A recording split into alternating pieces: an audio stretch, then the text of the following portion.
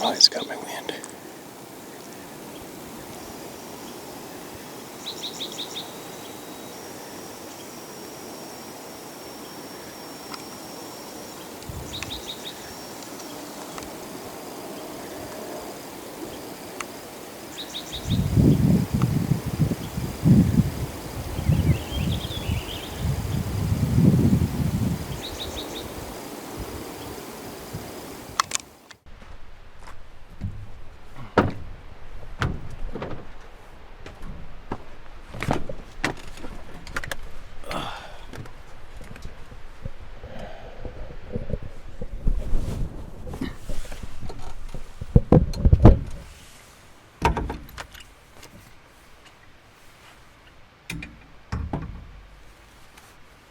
It was quite a spot.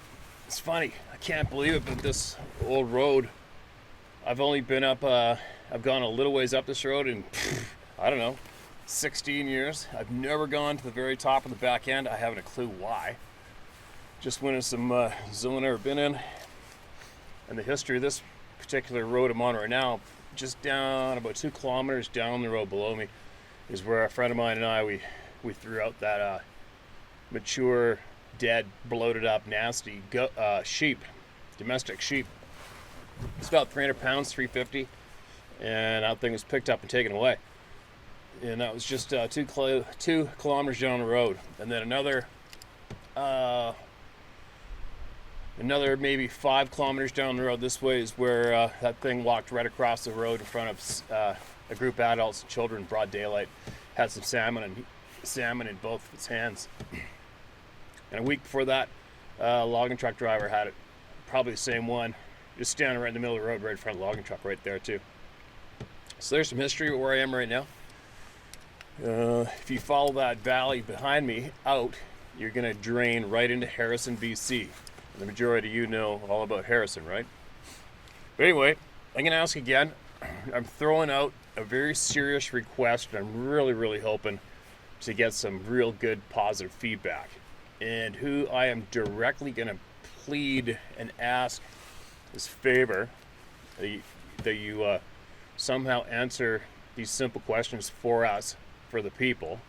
It'd be so appreciated, and it would help fill in some major puzzle pieces in my puzzle, as well as many others. And I'm going to direct this question to the military. All you military people, present, past, military, scientists, specifically the nuclear physicists. I think I've had probably a half dozen people have contacted me with first-hand experiences of seeing these things within the security perimeters of nuclear weapon sites and nuclear energy sites. These are unrelated people, unrelated to each other. They all contact me on their own. Most of them have shared their experience with me in confidence. A few of them have said, go ahead and share with the people what I saw, what I told you. But they have all told the same thing about looking into the security screens and seeing these things looking up into the camera back at them. One nuclear place is even noted to have one beating on the door trying to get in. But anyway, Fort Lewis, of course, we all know about Fort Lewis. Numerous military personnel have come forward and shared with us incidents at Fort Lewis, including the recent one where the gentleman shared with us that one was shot dead by 2 military personnel. But what I'm getting at is, if you could use an alias, make up an email, I don't care. But I'm really hoping you will share with the people here is exactly what is it that you guys are told when it comes to you seeing these things at these particular places. I would be very, very curious to know exactly what is described to you when you're briefed on them, and why it is that you're instructed to not engage them and leave them alone. I think if we could understand that, And if you could possibly share with us just those two points. They're not huge, right? Because I would really like to know if you were briefed on the consequences if you did engage with these beings. What would happen? What's the threat? What's the danger? Who's more in danger? Is it us? Is it them? What's going on? Obviously, you guys, what I'm going to say next, I'm not trying to be a douche or a dick, but let's face it, you scientists, you military personnel, it's our money that has funded you and paid you from day one. Our money, the people, all right?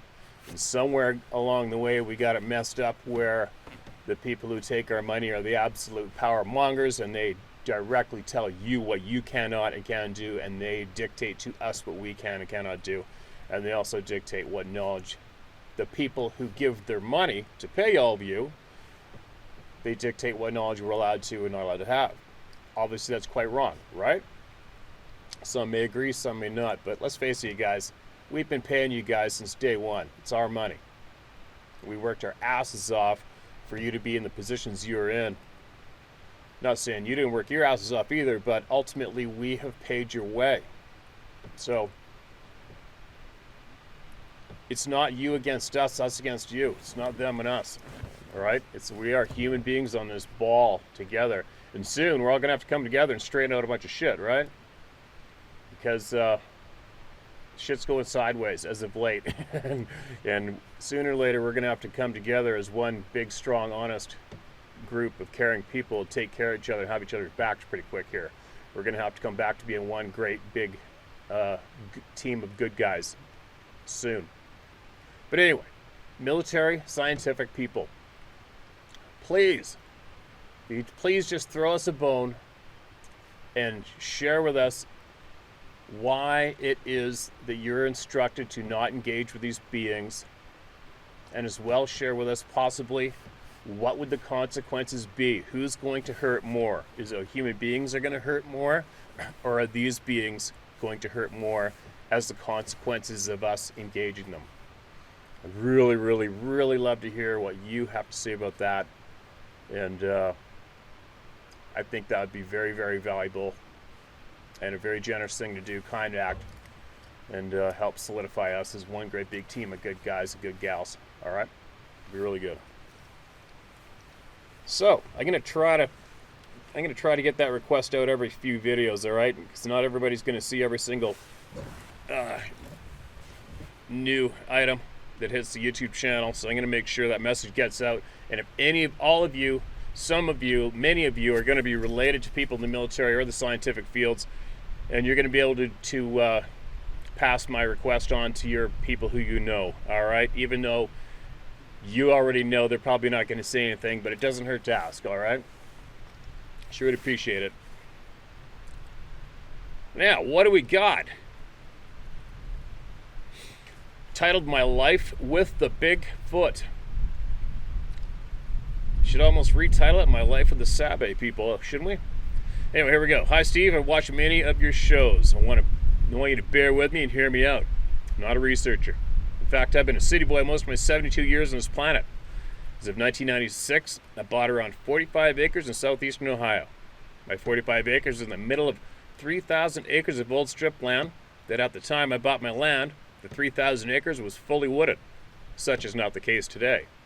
Mining laws have changed. They mine this to a depth of 200 feet. Now, since I bought my land, they have changed the rules.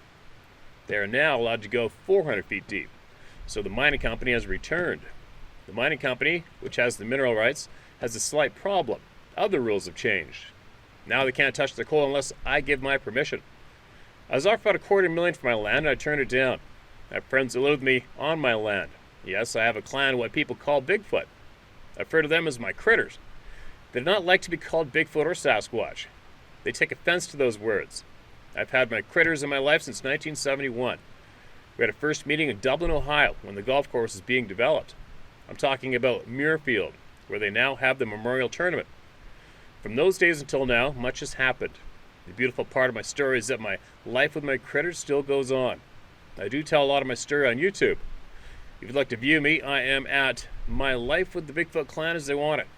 This is not an entertainment type video, just me telling my latest happenings. My goal this time is to get them protected, which in turn will help stop some of their animosities towards our breed of human. After a year of gaining trust in my critters, I'm now trying let me get a video with one of the clan and me together, so as I can represent them in our world. I think that I'm making progress. Wish me luck. If you watch my videos, please start at the first one and work to my most current. It'll be hard to make sense of. Thank you for your time and hope this letter finds you good health. Stacy Haslett. All right, Stacy. I don't normally promote anybody. I didn't have a clue what that email was going to read, but I read it this far, so I went all the way in. We'll see what you got. If anybody's interested, share away. Good luck to you. Navajo traditional theory. Steve, you can use my name. All right, this is Corey Curley. Hi, Corey. I'm a full-blooded Navajo, 50 years old, from Arizona. My wife's great-grandfather delivered mail on the Navajo reservation from Gallup, New Mexico to Flagstaff, Arizona most of his life. As the crow flies, it's 160 miles one way. He would leave in the morning and return every night for supper. He didn't have a vehicle. He did this on horseback. Wow. He was getting close to death. His granddaughter asked him, "How did you deliver mail every day to Flagstaff and be back by supper?" He told her, "In the Navajo tradition, there are different traditional songs you can sing to make things happen. My grandfather taught me a song that would make my horse fly. This is how I delivered mail every day." He then went on to tell her, "There is no one worthy of passing this power on to, so I will take it with me in the next life." The point I'm trying to make, Navajos had different powers to do supernatural things. We have lost a lot of our old way. Navajo is one of the biggest tribes in the nation. We still practice our traditional beliefs. Example, one power that's still around is shape-shifting. We all know it as a skinwalker. It's still used today for witchcraft. I was told before the shape-shifting was given to the people to collect food when food was scarce. What other powers have we lost? Tribes with strong traditions have a lot of stories like this. In our traditional ceremonies, we have seen things that will blow your mind, things that today's society will never believe, or call it witchcraft. A lot of our traditions run along with the Old Testament. 75% of your viewers will call BS. But what if I told you you were all once a tribe? You had these same powers. I believe we were all given these powers to survive. Some lost it faster than others. Natives believe the Sasquatch are tribes. What if these tribes still have these powers? So all the weird things you see, disappearing, cloaking, orbs, mind speak, are a power we current humans lost. When I hear these stories, I can't help to think about how it was before the settlers came. One of my past girlfriends had a similar power. She used to see skinwalkers all the time. Even if I was standing next to her, she would see it and ask me if I saw it. I never did see them, which makes me believe certain people have this power to see them, or call them in without realizing it. The same way with ghosts, demons, and Sasquatch. Is this some sort of ESP, medium, or psychic power that attracts them, or can feel their aura? I believe there's a connection. For your viewers that have seen Sasquatch, you have seen spirits or unholy spirits also? As I got older, I grew more in tune with God and nature. I started to see clearer. I grew up in the woods. We used to party and camp in the woods. I never thought I would see one. 3 months ago, I was working in northern Arizona. While I was working, I had a feeling something was around. I started getting the deep anxiety everyone talks about. The fear came over me and I started talking to them. I let them know I wasn't ready to see them, that I was working up there. I wasn't going to hurt them. I explained the camera I was holding. The fear went away. I usually work alone in old dirt roads. A week after I got the feeling, it showed itself to me. I was driving in cedar trees about 3 miles per hour. I looked to the left and there it was, between a break in the trees, about 150 feet from me. I can only describe it as a big black cutout. This was in the middle of the day. There's nothing that black around. I looked forward and then back and it was gone. I knew it had heard me talking to it the week before, because it was fast and short. They know I will not hurt it. I know if you tell it to leave me alone and I don't want to see it again, it won't show itself again. I won't ever do that. But I do buy apples and oranges and I leave them in the forest for them, as a respect to the ancient ones. Thanks, Steve. I had this theory for a long time, but did not have a reason to write in until now. Thank KC. P.S. Dogman. I believe it's a shape-shifting Sasquatch. Man, I totally, absolutely appreciate you taking your time to share that with us. And I fully agree with you. I think I've been mentioning it a handful of times the past while, is I am a firm believer that we have intentionally lost a lot of the skills we were initially born with, created with, without a doubt in my mind, 110%. But hopefully we're going to get to the bottom of it when we keep on talking as a group of the people, right? Thanks again for sending that in, and make sure you send in more in the future, all right? Hi, Steve. I am Mike Coleman, 65 years old, grew up in Michigan. Moved to Arizona in 1992, and in 93, when camping in the mountains was having morning coffee, I heard a loud scream sound. While looking in a direction, seen what appeared to be a man covered in dark, long hair. I was looking my way and got a crazy feeling in my gut. I was scared shitless. My first thought was old-time mountain man with a bear coat, but couldn't relate to the loud scream as never heard this before. I've been a hunter, outdoors person all my life, and I couldn't relate to the scream. To me, it was like a gut-turning experience. Well, I packed up camp and left. 2 years later, I was on the backside of the Howtohunt Mountains, hunting deer when I heard tree knocks. I knew I was making this, and my friend asked, what was that? I said, it was the illegals. This all brought back the seeing of this being. I believe this thing was just as shocked to see me as I was to see it. It had a human face features, but a dark, weathered skin. Then it sidestepped and was gone.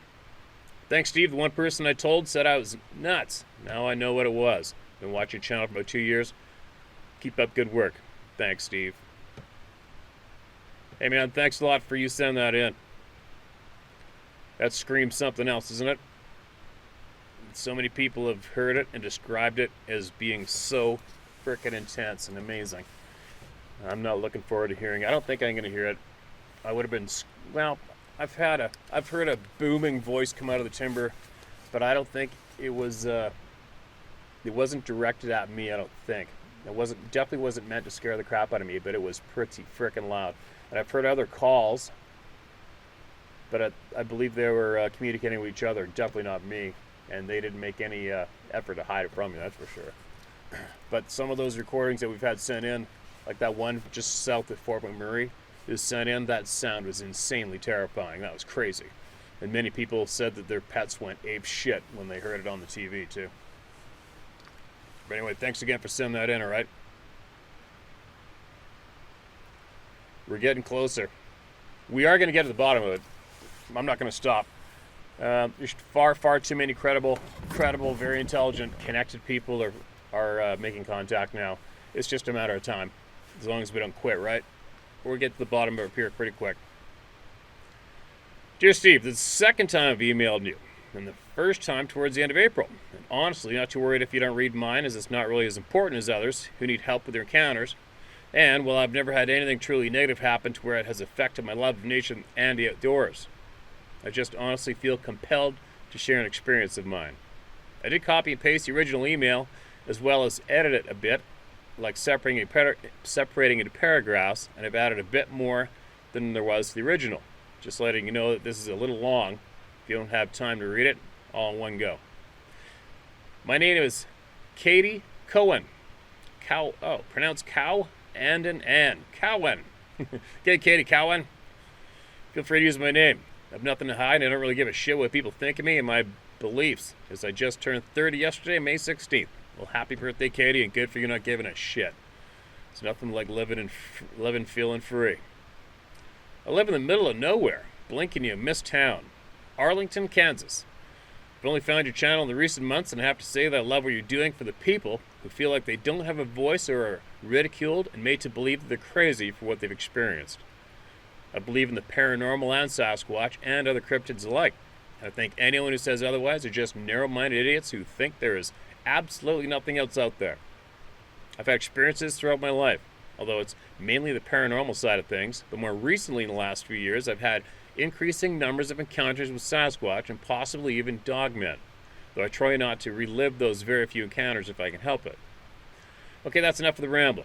The one encounter with Sasquatch I've had that stands out the most happened in the summer of 2019. I was with a group of people that included my brother, sister-in-law, and their kids. And we were night fishing on the North Fork of the Ninnasca River, hoping to get some channel cat just outside of the small town of Castleton, Kansas, if you could call it a town, really. We'd been fishing out there for both during the day and night, and nothing's really happened. We just put my nieces and nephews in their vehicles because they steadily were falling asleep when it all started. The only way it could be described was that there was large rocks or small boulders being thrown rhythmically into the river close to us but just out of sight. It was dark, but the full moon was full or close to it, that it wasn't pitch black. My brother made the comment that it was probably just some cattle, since we were in the middle of farm country, but I left the need to remind him that the river was too high for it to be cattle sounding that rhythmic. No sooner to say that, it started happening behind us, and then the sounds were going back and forth.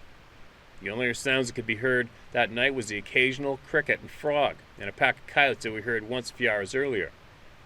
After a few minutes of, let's say, large rocks being thrown into the river, my brother takes a deep breath, and in his booming dad voice he yells, "Knock it the F off!"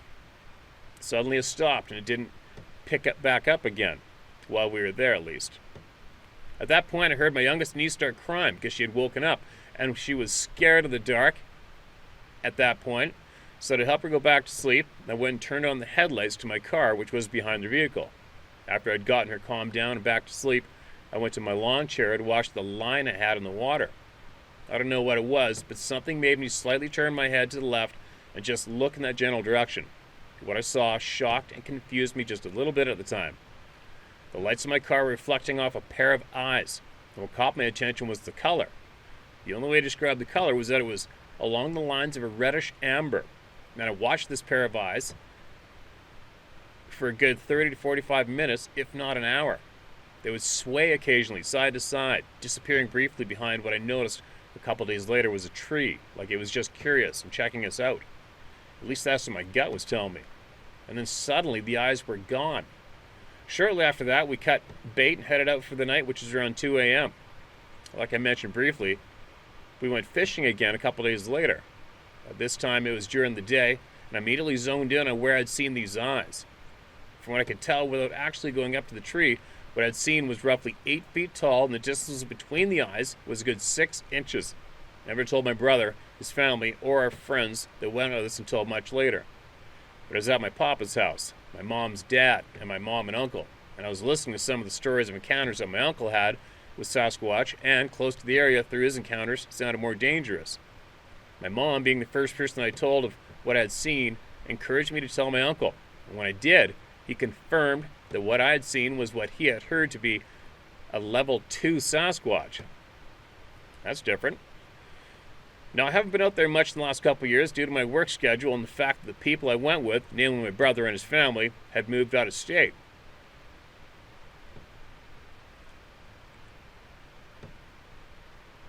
But during that summer, we had gone out there several times in the middle of one night after the encounter. While I hadn't seen the eyes again, I felt the feeling of being watched from the same area, but I never felt threatened or in danger. Honestly, I kind of felt protected in a sense. Whenever I feel the feeling of being watched, I would just look over, smile, and nod, and just carry on doing whatever I was doing. I will say that I recently went to Texas and had gone out to help count calves with an uncle, cousin, and her fiance. When we were just taking a short break and we were just walking around and talking, I was looking and checking to see if some wild grapes were ready to be eaten, yet while talking to my cousin as her fiance walked off somewhere, when I felt the feeling, holy, need a period in there, commas, let's try that again. I was looking and checking to see if some wild grapes were ready to be eaten, yet while talking to my cousin, as her fiance walked off somewhere, when I felt the feeling I had felt when I was fishing a few years ago. I felt no fear at all. I just felt inquisitive and almost like it was letting me know that it was there and that it knew I was there. Now, I've been out in that area, even on that property in a specific area throughout my entire life, and couldn't remember feeling that particular feeling. At the time, I couldn't remember feeling like I was being watched. A few days later, the night before I went back home, my cousin and I went for a drive after dark to get lost for a bit so we could talk and just cruise around in the country, listen to music. When vague memories from my childhood started to pop into my head, I thought it was mainly feelings I've had. When I mentioned certain feelings I had and where, my cousin had this look like Holy shit. And then he proceeded to tell me that she had those exact feelings in the same location, but I don't think she ever really told anyone until we talked. In the back of my mind, the thought that the only person that felt the feeling that day, and then remembering some forgotten incidents from throughout my childhood, were because of the main encounter, at least the main one to my knowledge. I had a couple years ago when I locked eyes with one of the Sasquatch in the area I lived in, but maybe I'm just going a little crazy. Who really knows why these things happen in certain ways to various people? I've had several experiences since then, and in different areas, especially the eastern part of Oklahoma. And there have been a few times where I felt a feeling of apprehension and anxiety, but it never lasted long, like it was a warning that they knew I was there and were making the fact that they were there known, at least to me. Anyway, I've rambled on long enough. I just want to get my most memorable encounter out there and be heard by those who would believe me, because there are several people in my life who loudly voice their opinions on that particular subject. Thanks again for what you're doing. Keep up the good work. You're fighting the good fight. And as for those jackass snowflakes and politicians out in the world that are doing more harm than good, I just have 2 words for you. F.O. Sorry for all the rambling. If you're ever in the area, stop by for a drink, some free food. Great free food. Stay safe and God bless. Sincerely, Katie. All right, Katie, thanks a lot for that share. Appreciate it. And Oklahoma's got to be, by now, must be like the frickin' ground zero of all things creepy by now, isn't it? What would it be? Ohio? Utah, Ohio? Oklahoma? Well, I guess every single state, really, but Ohio and Oklahoma. What is it, Eastern Texas? Comes up so often, it's ridiculous. Florida, Alabama, Louisiana, Colorado, Montana, Alberta, British Columbia, Yukon, Alaska. Why even start rambling all the states and provinces, right, when it happens in every single one of them? Lots of info I don't think you've heard before. All right, here we go. What do you got? Hey, Steve, my name is Adrian. I'm a coastal native from Washington State. To keep this short to the point, I have a lot of information about the Sasquatch people, and our tribe has lived with them and by them for as long as we can remember. I'll give you an idea of what they can do, and I have a pretty good idea of how they do it. It is part of my culture. When we practice it, it usually does not go well. If you can send an email back, I'd appreciate it. Also, know that you will very much appreciate it as well. And about Edgar getting cancer, that is something that they are very capable of, and so are we if we practice what my people know. As far as me, I want nothing to do with it, and it scares the shit out of me. It actually was outlawed in the 1930s, and we would go to jail if caught practicing it. I hope you get to see this and get back to me. This will take a few very long emails or a good conversation on the phone. If you come across this, share if you wish. I'm sure it will give everyone something to look forward to in the near future. Thanks again, man. Keep kicking ass. All right, well, you got my curiosity. Mail back. Send us what you got. Let's hear it, man. I'm curious. You got my attention.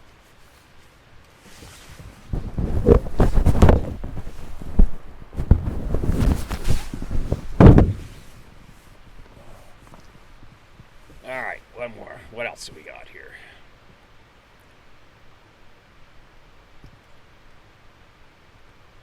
Steve, back in February and March, I sent you a narrative describing an incident in the late 70s about my horse's reaction to something out in the dark while on a weekend camping trip.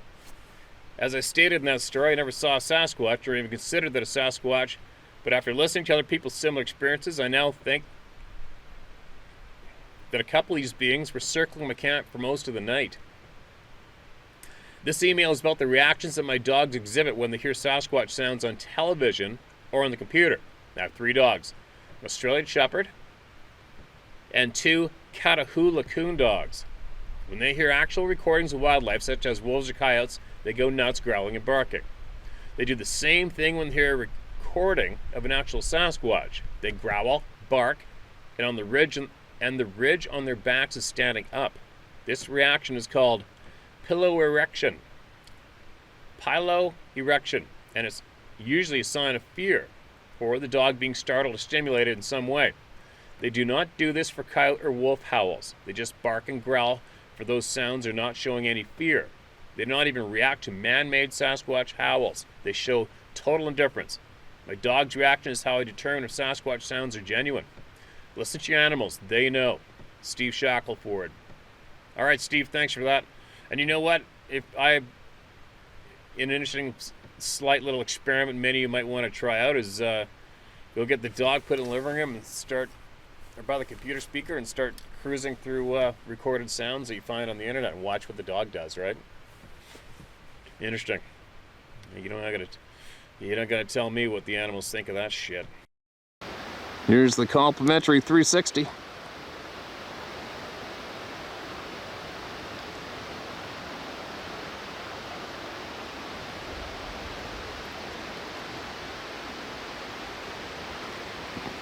Way up over top of there is where I was the other evening when I thought I possibly filmed something staring at me. I haven't been back since. I'll probably go up there eventually again. There it is. And there's where I was this evening.